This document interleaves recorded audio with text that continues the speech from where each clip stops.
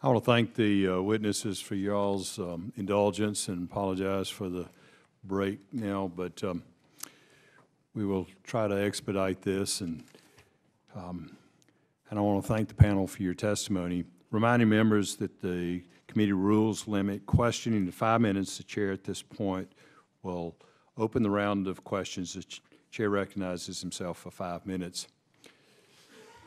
I'm concerned anti-nuclear groups will exploit the tragedy in Fukushima as an excuse to halt not only future expansion of nuclear power, but to restrict relicensing of existing plants. Dr. Sharon, are you, I have a hard time pronouncing the, Chairman Jasko and NRC committed to continue to moving forward with reviewing the license applications for the Vogtle plant in Georgia?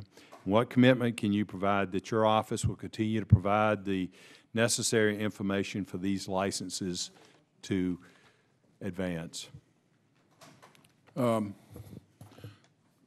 now, the agency does not believe that there's any impediments to the continued either licensing of new plants or the renewed license of existing plants, such as the Vogtle plant. So the agency, as I understand, is moving forward with the relicensing of the plant, the review, and provided that the licensee provides all the required information, I believe they'll maintain it on the agreed-upon schedule. Well, I certainly hope so. It's absolutely critical for us to go forward in as expeditious manner as possible, and I would encourage you to do so. The impetus for this hearing was the tragic event in Japan. Since then, the American South has experienced a tragedy of its own. In fact, even in my North Georgia district, several of my counties have been hit by that tragedy. The recent tornadoes in Alabama and the flooding of the Mississippi River unfortunately provide another opportunity for us to learn. How is the NRC incorporating lessons learned from the recent events in the South? It has been reported some reactors were taken offline as a result of the extreme weather. To your knowledge, were there any problems with any of these? How will this impact NRC's research portfolio, and how did the previous safety reviews prepare the U.S. for these events? Doctor? The events, the tornadoes, and that took place in the South did take down some transmission lines at some plants, which did cause loss of off-site power. My understanding is the emergency diesel generators at those sites did work as designed. We look at all natural phenomena that occur in the United States. We confer with other agencies, as I said before, like the USGS, to determine if there's any new information that we need to take into account in the design of these plants. Nuclear plants are designed for tornadoes, for high winds, for storms. We look at floods that might occur in the vicinity when these plants are licensed to make sure that they are designed such that they can handle them. If we learn anything new that says the current design base for these plants is not adequate, then obviously the agency will take action to make the plant install, whatever corrections are necessary. The answer is no problem at this point. Yes. Okay, very good. Now that this administration has decided to ignore the law and clear congressional direction, our nation has no long-term storage plans for radioactive waste. Where was spent fuel stored at Fukushima? Where is the U.S. currently storing its spent fuel? How many sites have currently filled their available storage space? Have any waivers been granted or regulatory changes made to allow greater on-site storage? And has any comparative risk analysis been done to compare centralized storage with dispersed storage? Doctor? The spent fuel at the Fukushima plant, as I understand, was stored on the site in the pools. I do not know if they had any dry cask storage. At the U.S. right now, plants store their fuel either in their spent fuel pools, which have been designed to handle the amount of fuel that they can put in, that they can hold, or to independent spent fuel storage facilities, ISFACs they're called. Usually these are dry casks that are stored on site or nearby and are basically require air cooling. You're going to allow expansion of those local pools since the administration has closed down the Yucca Mountain storage facility? Some licensees have come in and proposed to re-rack the pools, which is to a more dense configuration where they can hold more fuel. Licensees have to come in and present a safety analysis to demonstrate why that's acceptable and safe. I can't tell you which ones have done that so far. I don't have that information with me. I know there are some plants that do have the high-density fuel racks. With regard to a comparative risk study, with regard to, let me call it a minimally loaded spent fuel pool versus a fully loaded one, my office is beginning to undertake a comparative risk study to see what the differences are in risk to public health and safety between the two.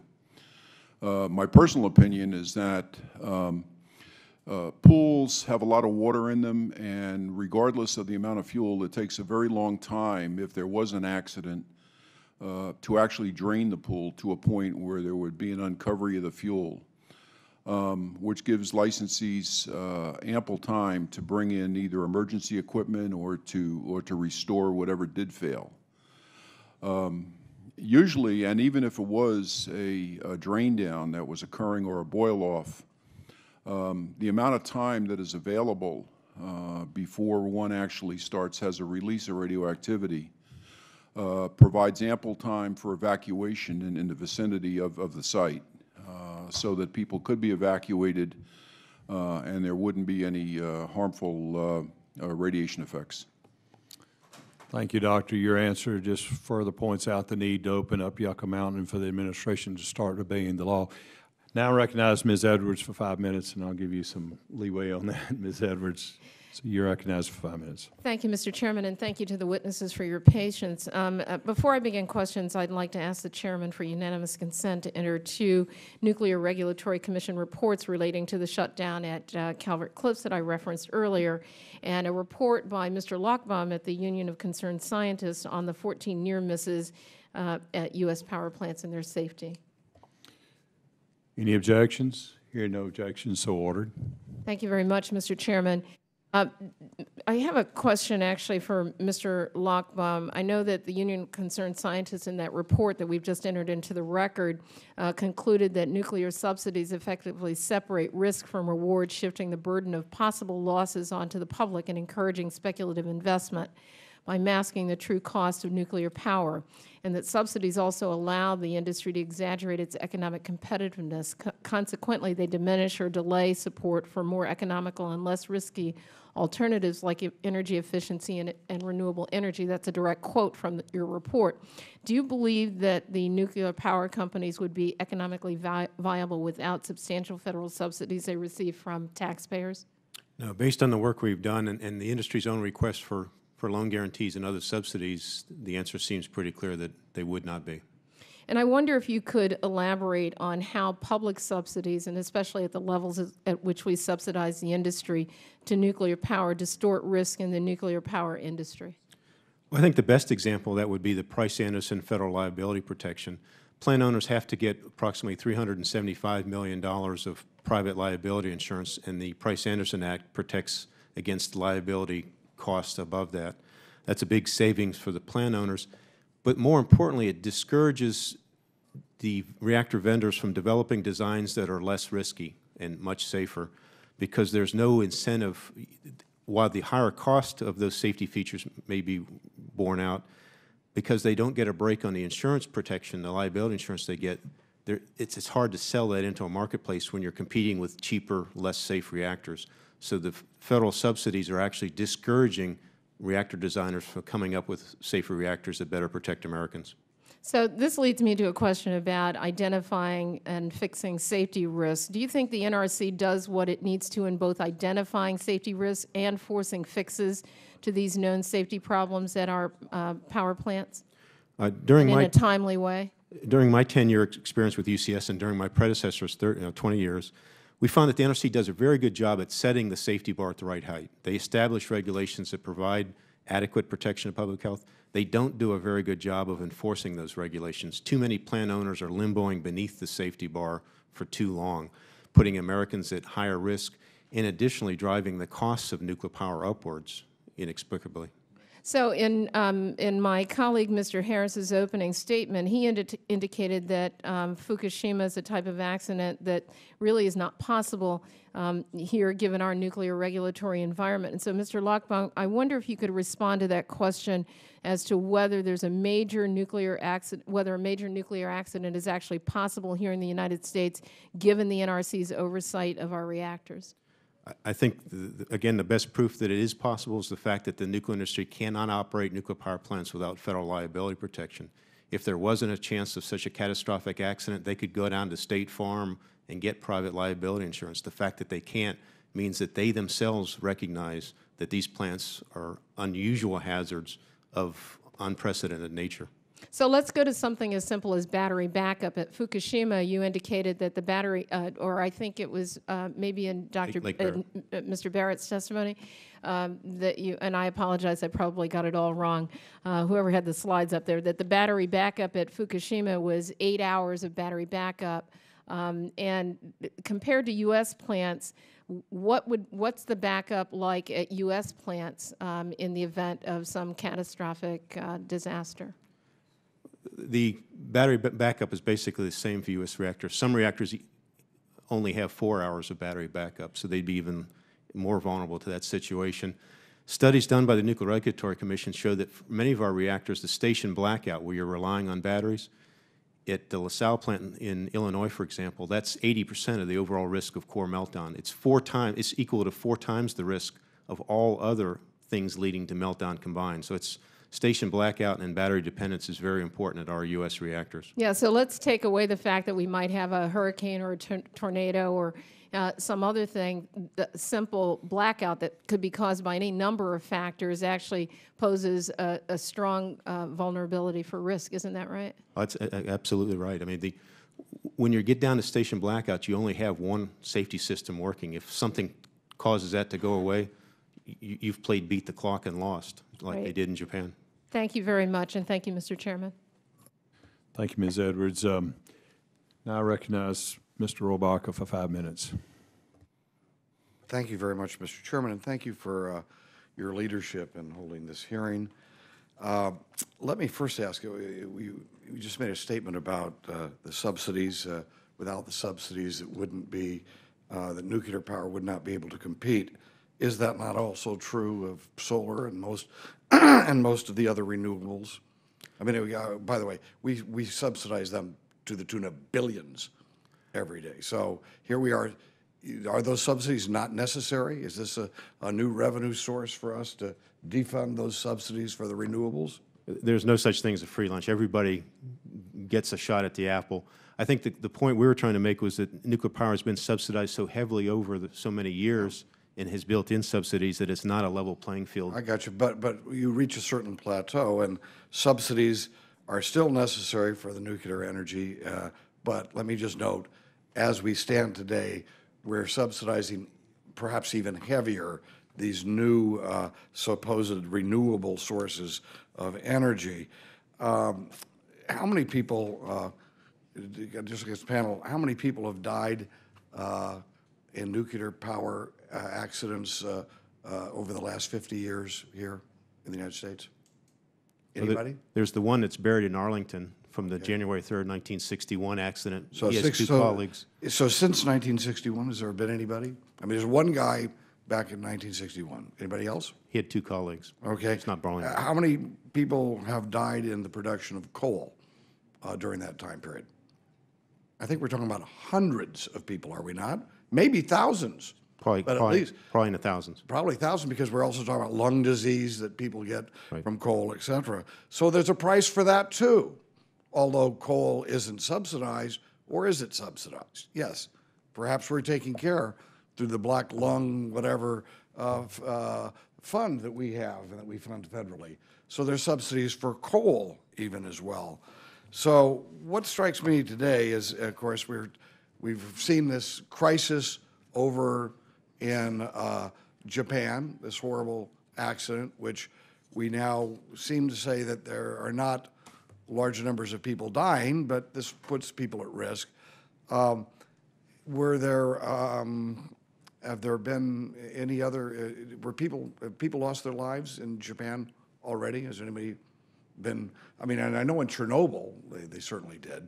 Is the Japanese accident resulted in the loss of life? We're not aware of any nuclear-related deaths from the Well, the tsunamis, Fukushima. of course, right. Yeah, the tsunami, obviously people died there, Any but not. nuclear-related deaths? All right. Now, let me just say that all of this is happening while we are utilizing 50-year-old technology. All the complaints that we hear and the risk that's being taken, if there is a risk, is happening because we are utilizing 50-year-old nuclear technology. Light water reactors were put in place in the 60s, were they not? Even sooner than that, yeah. Right, even sooner than that. There's a new generation of nuclear power plants that come to grips with many of the challenges that exist that require subsidies, et cetera, for the nuclear industry. And that new technology is actually focused on small modular reactors and high-temperature gas-cooled reactors. Would this not, should we not then start focusing our efforts on these new technologies rather than making the light water reactors a bit safer? Shouldn't we be focusing our research and energy on putting in place high-temperature gas-cooled reactors, which cannot melt down, and maybe these small modular reactors, which would be dramatically safer? I'll take a shot at that. At the NRC, we don't really pass judgment on what kind of reactors should be built. We leave that up to the industry and the Department of Energy to determine that. Our job is to determine if what's put in front of us meets our regulations and is safe. Well, let me just, for the record, Mr. Chairman, state that in the various studies that I've made and hearings that I've been at, it's very clear that we have now the capability of overcoming many of the challenges that nuclear energy of 50 years ago posed to us. And for example, the elimination of waste, you actually have some of these new reactors that will bring the level of waste being stored in Yucca Mountain down rather than build it up, meaning it actually burns used fuel as part of its own fuel cycle. So as we look at the safety and the challenges of nuclear energy, I would hope that we keep in mind that a lot of the challenges and a lot of the criticisms are of the old technology, and we have a great new opportunity to move forward with new technology and solve these problems. Thank you very much, Mr. Chairman. Thank you, Mr. Rohrabacher. Chair now recognizes Mr. Miller for 5 minutes. Thank you. Dr. Lockbaum mentioned the Price-Anderson Act as a substantial subsidy for the industry, and in traditional economic theory, the market mechanism for liability for safety is liability. That if you cause harm to others, that you're responsible for it. You make them whole.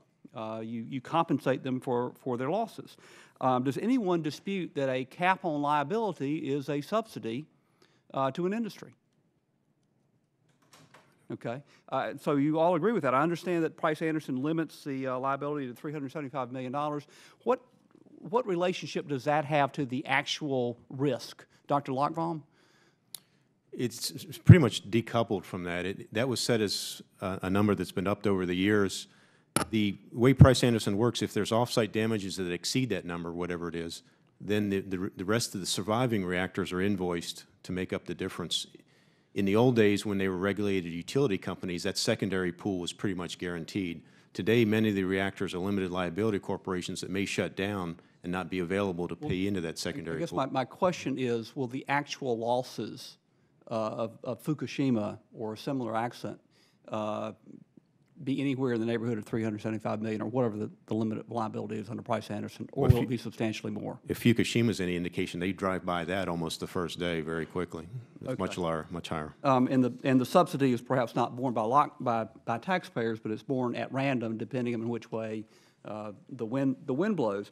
Mr. Rohrabacher mentioned the experience since 1961, and usually loss experience goes into actuarial considerations and underwriting, and insurance is pretty good at that. That's what they do. That's their business. Even with no deaths since 1961, do any of you think that that industry could get insurance, liability insurance, without a cap, given the 50 years of no deaths? No one thinks that? I mean, so the industry continues to say that the risk is acceptable so long as someone else bears it. If the risk is on them, it is unacceptable. Dr.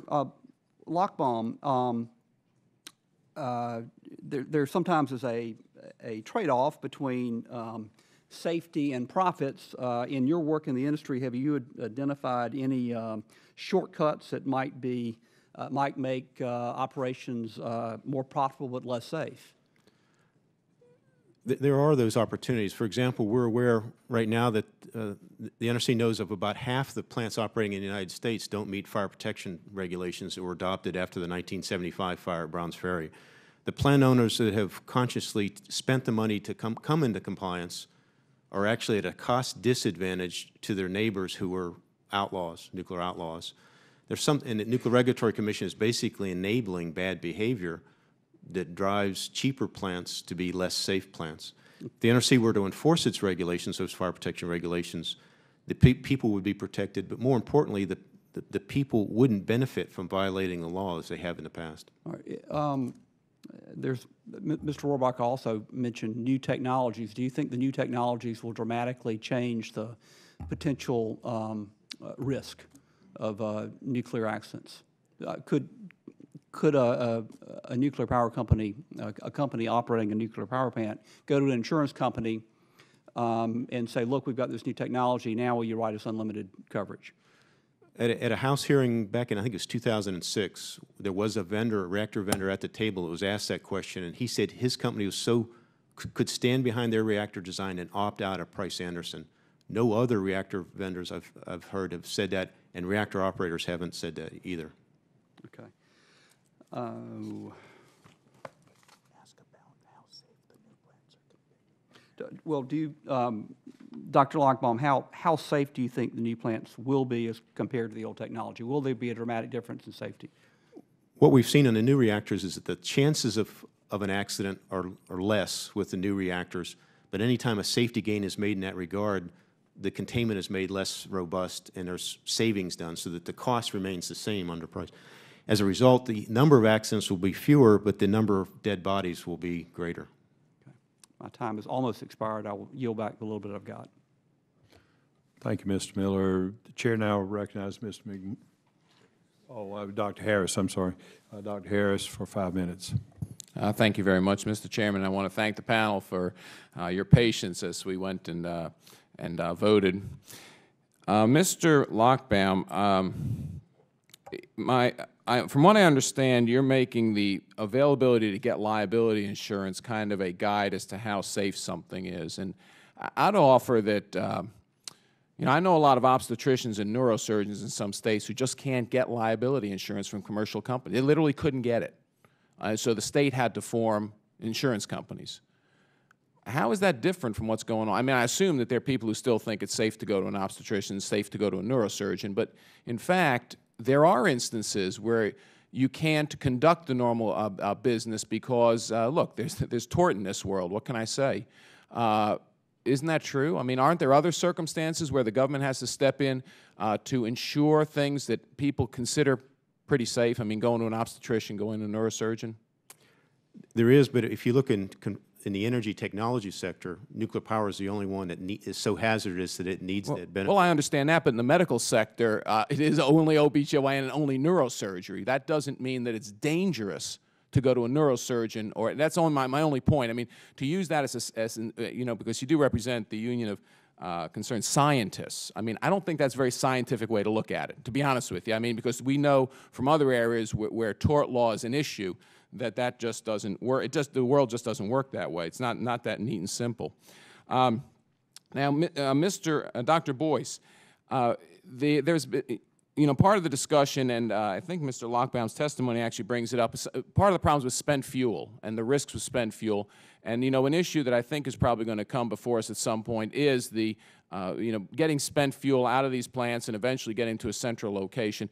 Have you looked into at all the risks associated on populations with using a central repository like Yucca Mountain?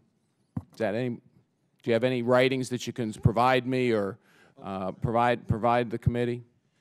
No, not specifically with regard to spent fuel and enhanced levels of radiation in the background. We've done a number of studies of people that lived in areas of enhanced background radiation in China and other countries where they've been exposed to increased levels that might in some sense be relevant. We've also done studies that of all the of cancer risks around all the nuclear power facilities in the United States and all the DOE facilities. So there actually are a number of studies in counties and areas close by that we could provide for you that might be somewhat relevant but not specific to spent fuels and the levels of radiation from those exposures. And is it because, I mean, is the reason because that is probably a much lower risk than the risks associated with a plant, which is already low enough, but the storage of spent fuels in a facility like Yucca Mountain?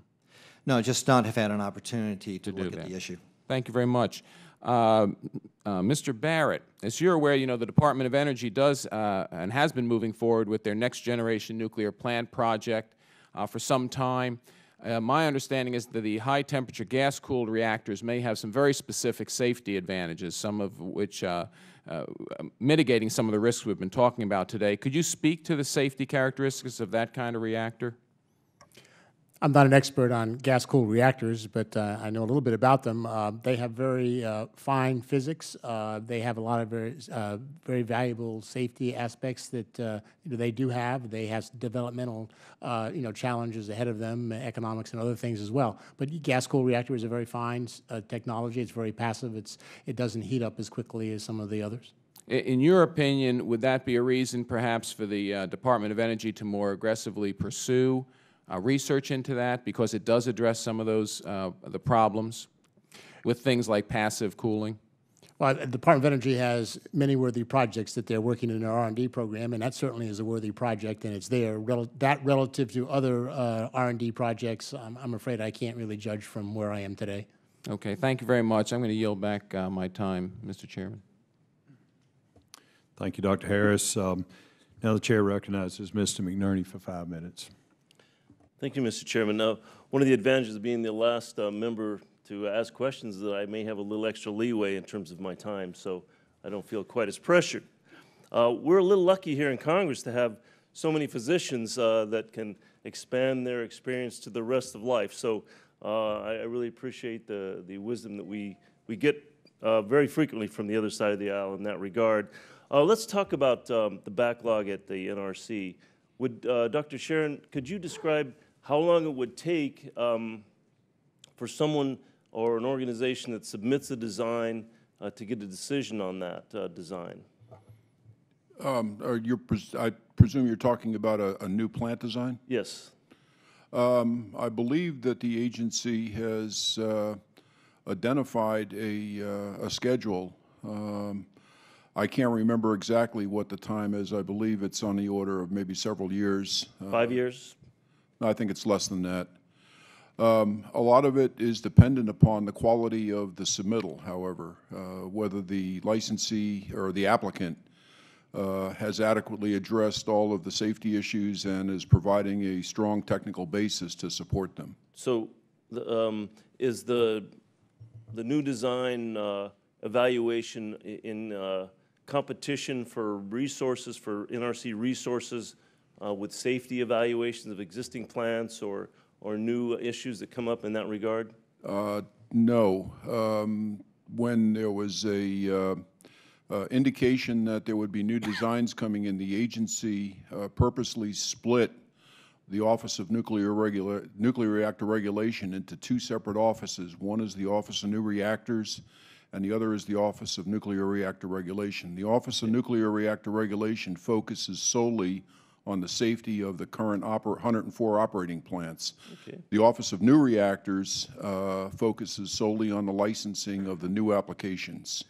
So would you say that your modeling, and I'm not trying to throw arrows here or anything, that your modeling capabilities are state-of-the-art, you have the best computers, the best numerical techniques and so on in doing modeling, both of the design and the nuclear fuel rod modeling, safety modeling? Yes, I would probably say that the NRC has some of the best models in the world, which is evidenced by the fact that most of the other nuclear countries, developed nuclear countries, request our models, and we have numerous cooperative programs where we provide our models to others to use. Okay, good. Now, with regard to fail-safe, in my mind, fail-safe means fail-safe. It doesn't mean fail badly.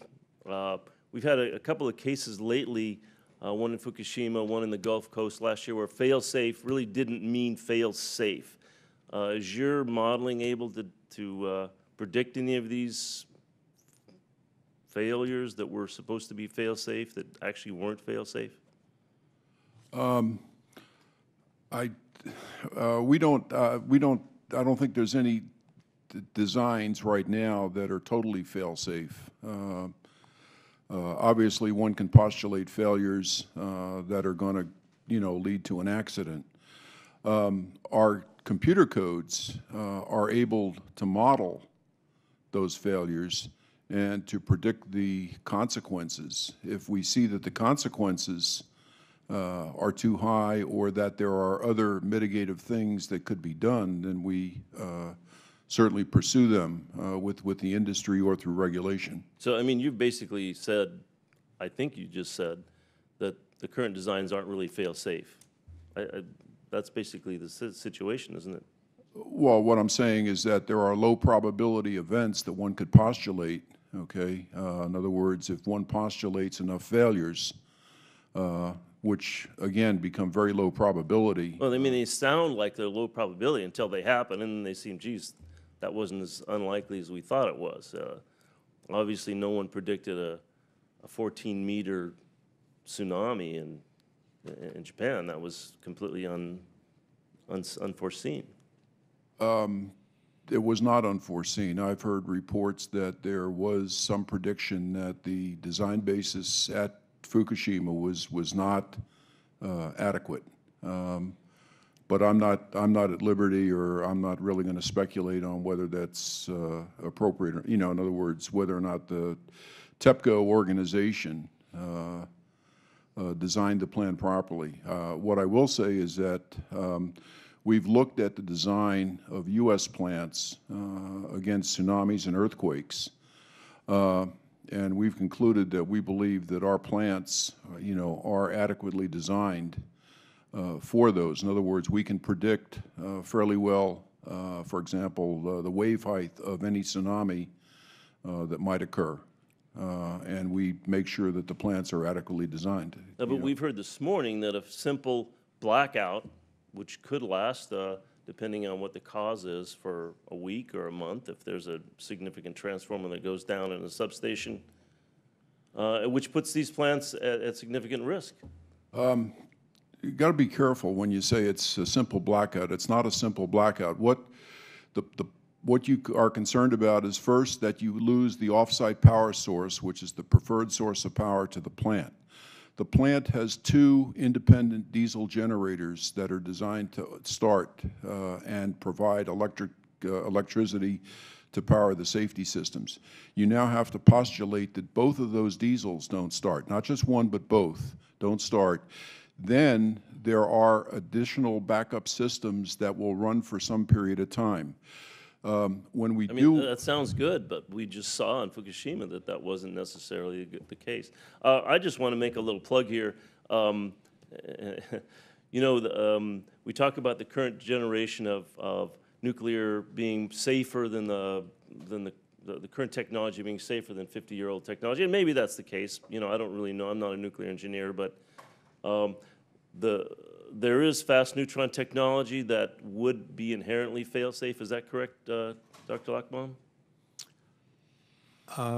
Not aware of that. I'd have to look. I don't know offhand that that's true or false. I'd have to check.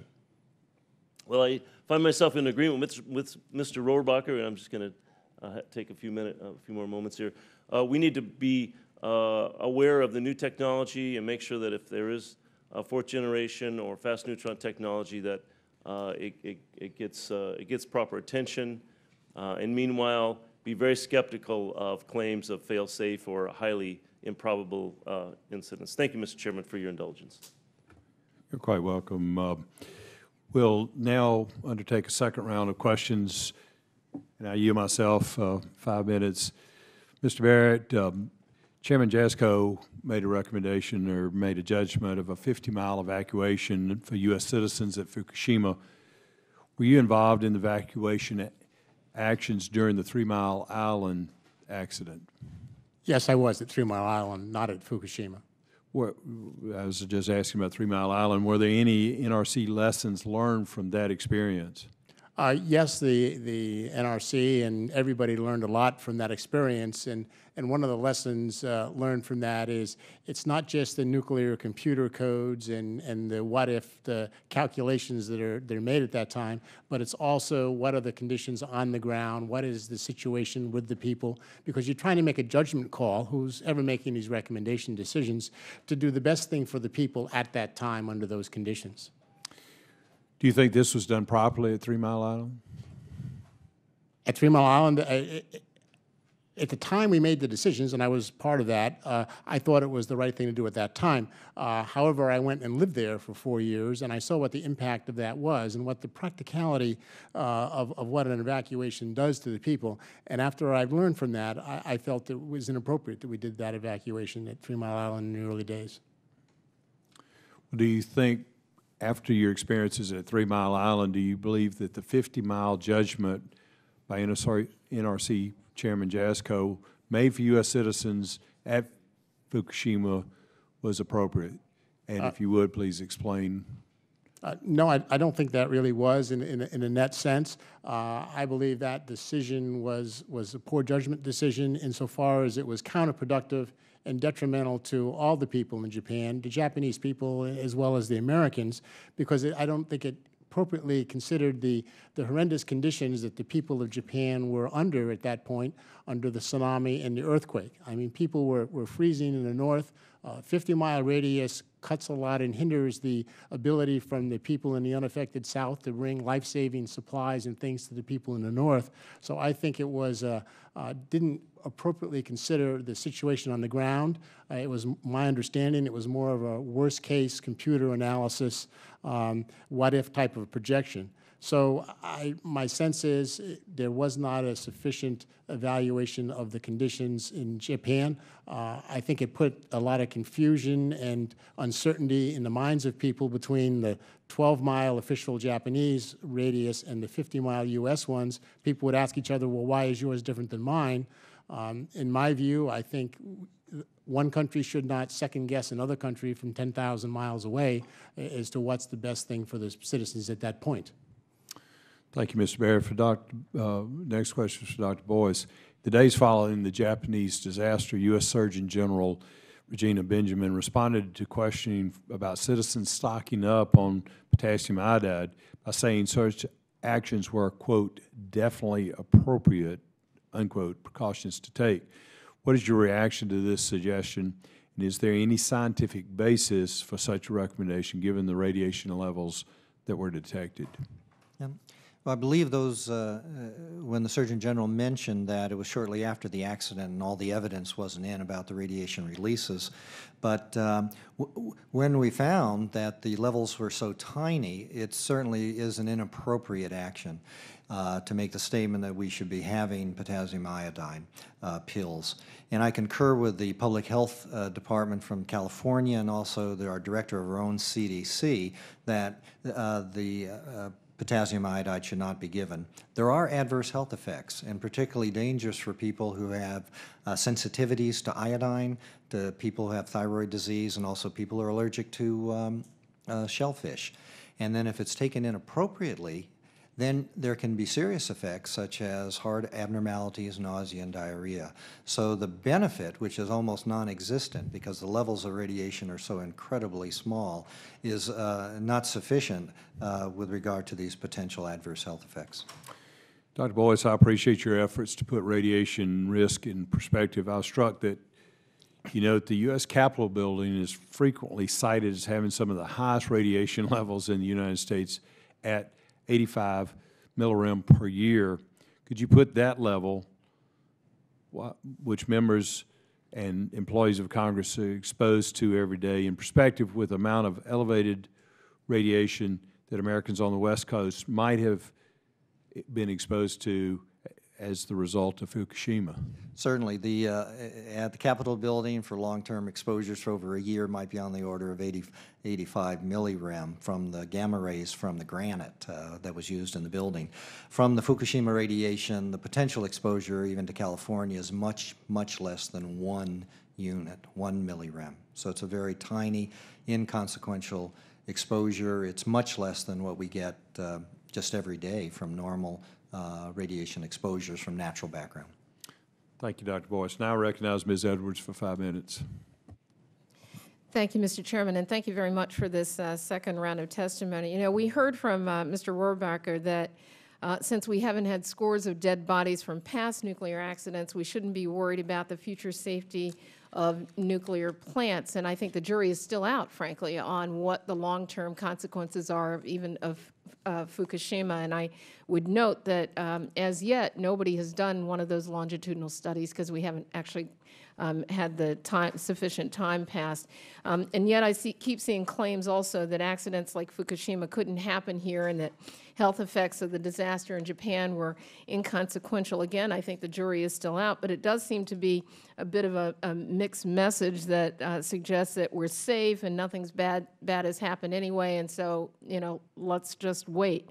And then here I see the cover of this week's New York Times on the Wednesday edition, and here you've got people a couple in Japan in radiation protection gear clearing out their precious possessions from a home that they may never be able to return to because of an accident. And so I don't think we should have to wait until the accident happens before we figure out the safety of our plants. Mr. Lochbaum, I wonder if you could tell us whether we understand the full impacts of Fukushima on health and safety in the communities around the plant. And if you'd elaborate on the 14 near misses that occurred at U.S. power plants last year alone, and your key findings about what your biggest concerns are regarding nuclear safety here in this country. To address the first part of that question, I don't think we know what the human fallout from Fukushima will be. For example, because of the contamination, they've had to increase the dose at schools in the area. Essentially, they've drafted all the school children into the nuclear workforce, and the school children are now applied to the same radiation limits as nuclear plant workers. They had to do that. They really had no choice. The radiation levels are so high. The radiation elevation could cause problems for those children down the road, and we won't know that, unfortunately, for a while. The study we did, we looked at the 14 near misses, and the near misses were events occurred at nuclear power plants where the NRC had to send out a special inspection team to look. What we found was that most of those 14 there were warning signs that were missed by the plant's owner and by the Nuclear Regulatory Commission that had they been heeded, the near miss would have been avoided. What concerns us about that is if you continue to miss or overlook the near misses, the warning signs, you're setting the stage for pre-existing conditions to cause that very bad day should they be challenged. So the fact that we've got lucky on those near misses is great, but we need to remove luck from the equation to the extent we can. Thank you very much. And then lastly, I think we've heard a lot about, and Mr. Rohrabacher alluded to this, that we haven't built a new plant in this country for 30 years. New plants are being built overseas. And I understand that they're being built in Finland and France, and those have been pointed to as examples of where we need to go in terms of the technology. But I wonder if you can tell us, particularly Mr. Lochbaum, how the construction of those reactors is going. Are they on schedule? Are they on budget? Are we going to see them come online at any time? Because that underscores, I think, the question about whether it makes sense to invest in these kind of long-term, huge costs for a new plant without having the most aggressive regulatory scheme in place to make sure that they're safe. Well, both the nuclear plant under construction in Finland and in France are over budget and behind schedule. It's more than 25% over budget in Finland and several years behind schedule. They had trouble pouring concrete. They got bad concrete as a result. They had trouble with pipes, basic stuff that's nuclear 101. We didn't learn from the first go-round, and they're paying a price, not us. So what was the cost of the French plant was what initially? It was around $6-7 billion, yeah, and it's 25% over budget. So far, they're not done yet. They're not done yet. And so at the end, we could be talking about a $10 billion plant, and we still can't assure all of the safety considerations that we need. Going back to an earlier question, one of the things that France is doing, France is the vendor of that reactor that's being built. In order to try to market it elsewhere, they're taking some of the safety features out to reduce the price tag of the plant. Thank you, and with that, I yield. Thank you, Ms. Edwards. And now I recognize Dr. Harris for 5 minutes. Thank you very much, Mr. Chairman. Thank you for a second round so we can clear up some of these questions. Dr. Sharon, very briefly, in a minute or less, could you outline the evidence that our plants are not safe? Our plants are not safe? Yeah, because there have been allegations, there's been the suggestion that our plants aren't safe. Is there any evidence, scientific evidence, any evidence, injuries in the United States in the use of nuclear power for civilian uses, things like that? Is there any evidence that our plants are not safe? I'm not aware of any. Okay, thank you. Now your office is considering updating spent fuel safety studies to estimate the relative consequence of removing older fuel from the spent fuel pool and placing it into dry storage. Have you specifically studied the additional risk associated with storing spent fuel on-site at operating reactors as well as non-operating and decommissioned reactors versus storing the spent fuel in a centralized geologic repository? No, that we haven't. And is that something that you think deserves closer examination? To answer that question about spent fuel, where is it safer to store?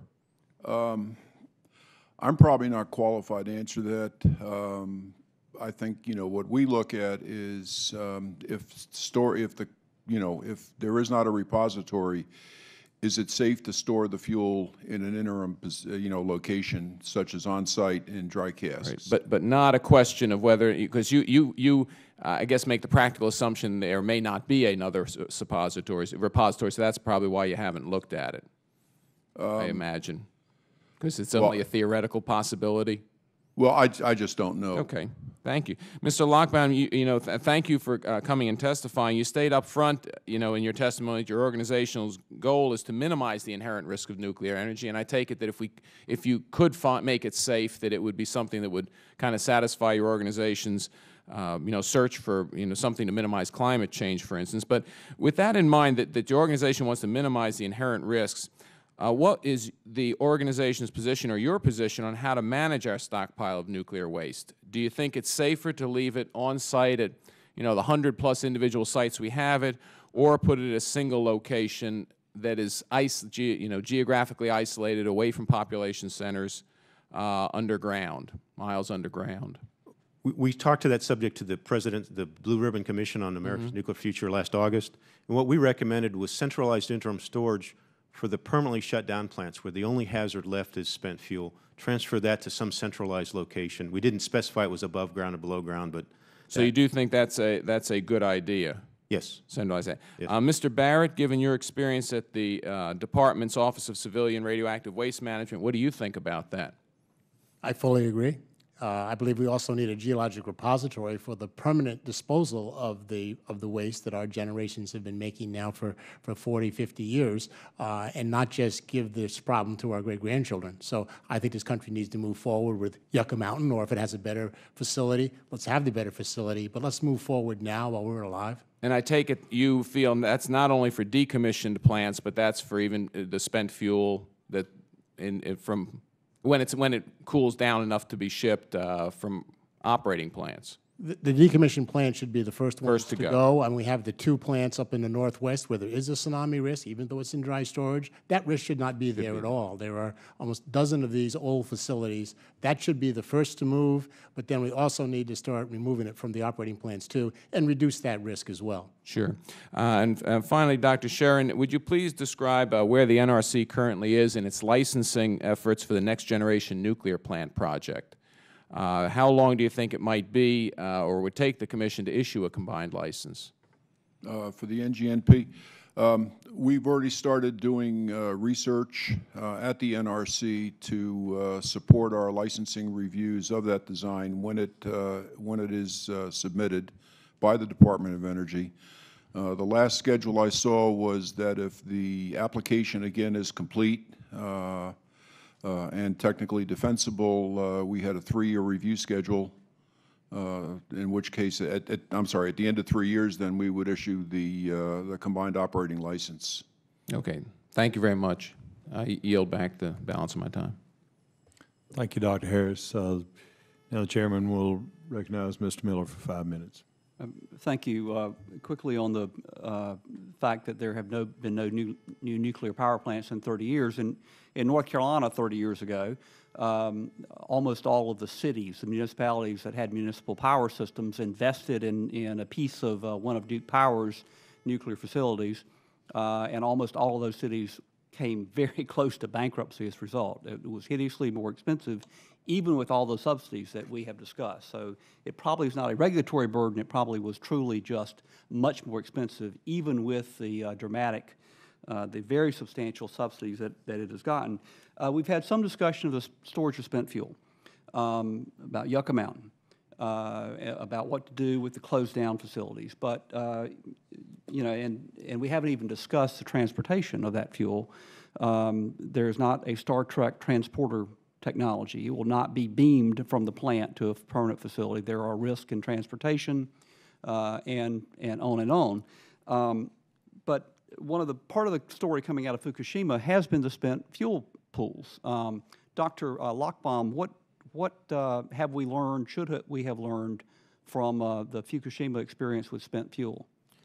Well, when the event occurred at Fukushima, there were 7 spent fuel pools that contained irradiated fuel. There were also irradiated fuel in dry casks. That doesn't make the news very much because it survived without a problem. There was the spent fuel in dry casks is safe, secure, and not leaking radioactivity. So the dry casks endured that challenge that the spent fuel pools did not. I think it was a reminder, it wasn't so much a lesson, that dry cask storage is less vulnerable, both from a security standpoint and a safety standpoint, and we should act upon that lesson rather than just continue to document it. Okay, and you think that should be required by regulation by the NRC? It should happen. It'd be nice if the plant owners did it for safety reasons. If not, then the NRC should do it to protect American public safety, and if not, then the Congress should make it happen. Yeah, however it happens, we need to make that happen. All right. Dr. Lochbaum, again, you're very familiar with this industry. How would you characterize the level of candor of the industry with respect to safety issues that have arisen? Well, the industry does release a lot of information. There's very little dirty laundry that's withheld from the American public. That's why we know about the tornado that hit the Surrey plant at Browns Ferry. With the exception of security information, there's very little withheld from the public. So I think the industry deserves credit for that, candor. I think the candor issue is really internally. There's a failure within the plants themselves sometimes to recognize problems. That's why Calvert Cliffs had roof leaking for years that they tolerated but didn't fix, because there was this complacency or lack of candor about realizing what that could do that led them to not to solve the problem they kept seeing happen over and over again. Okay. I yield back the balance of my time. Thank you, Mr. Miller. I thank the witnesses for y'all's valuable testimony. If you're not from the South, y'all means all of y'all. And the members for all y'all's questions. The members of either subcommittee may have additional questions of y'all, and we ask that you respond to those in writing. The record will remain open for 2 additional weeks for additional comments or questions from members. The witness is excused. The hearing is now adjourned. Thank y'all.